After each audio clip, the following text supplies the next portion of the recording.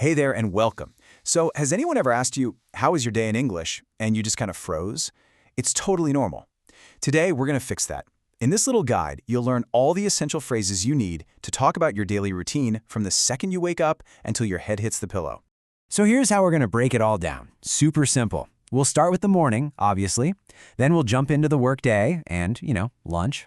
After that, we'll talk about how you wind down in the evening. And then, the best part, your turn to practice.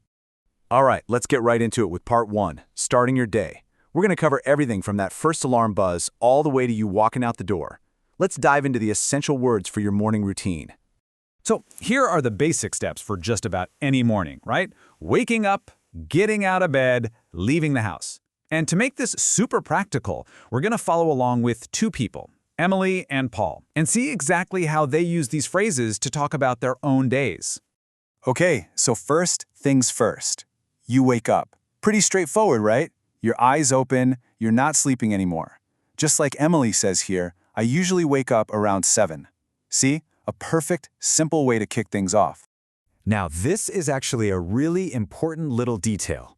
There's a difference between waking up and our next phrase, get out of bed. You see, waking up, that's when your brain turns on. But getting out of bed is when you actually physically move. It's a super common phrase, so it's a really good one to know. Okay, so you're out of bed. Where do most of us go next? Yep, the bathroom. The two big phrases you'll use here are brush my teeth and wash my face. Super simple stuff you'll use literally every single day. All right, next up, gotta eat. So we make breakfast and then we have breakfast. And this is a great example of how you can talk about what you eat. Emily, she goes for coffee and toast. Paul, on the other hand, prefers tea and some cereal. See how easy that is? Just simple ways to talk about your first meal. So, breakfast is done, now it's time to get dressed. This just means, putting on your clothes for the day.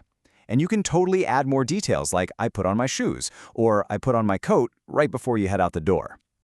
Okay, quick review of those morning verbs.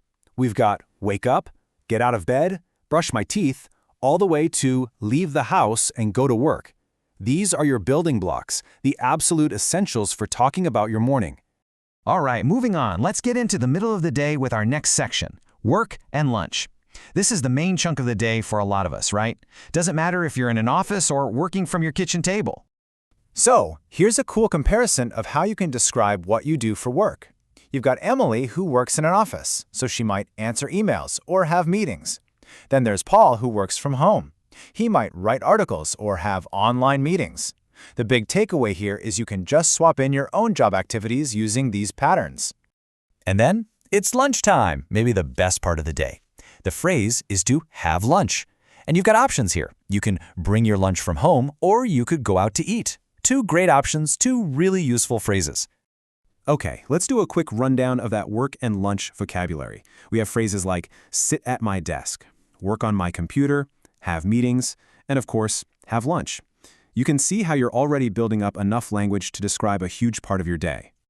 Okay, let's move on to our third section, winding down. The workday's done, and it's time for the evening. So what do you actually do in that time between clocking off and hitting the pillar? Well, the first thing for most people is to go home, and that's always a great feeling, isn't it?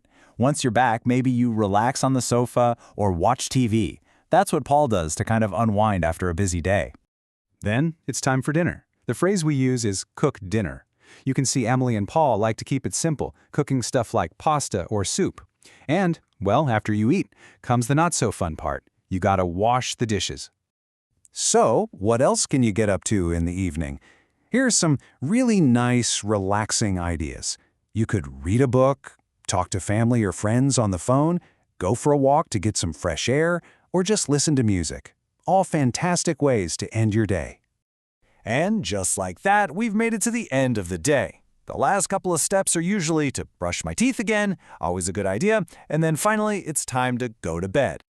All right, one last quick review of all those great evening phrases. We've got everything from go home and relax to read a book and go to bed. So now you seriously have all the vocabulary you need to describe your entire day, from morning till night. And that brings us to our final section, which is honestly the most important one, your turn to practice. Because we've gone through all the phrases, but now it's time for you to actually use them. let's talk about your day. So let's just pause for a second. I want you to really think about this question. What do you do every day? Try to piece it together using the words and phrases we've just talked about. Think about your morning, your afternoon, your evening. What does it look like? And if you're wondering how to start, here are 3 super simple tips. First, just mentally walk through your day from morning till night. Second, try saying the actions out loud in English. Just talk to yourself. And third, and this is a really, really good one, write your routine down. There's something about writing it that just helps it stick in your brain. And finally, I just want to leave you with this last little thought. Please, don't worry about making mistakes. Seriously, learning any new language takes time and a ton of practice. So be kind to yourself and be proud of the progress you're making. The real question is, now that you have all the tools, how are you going to describe your next 24 hours?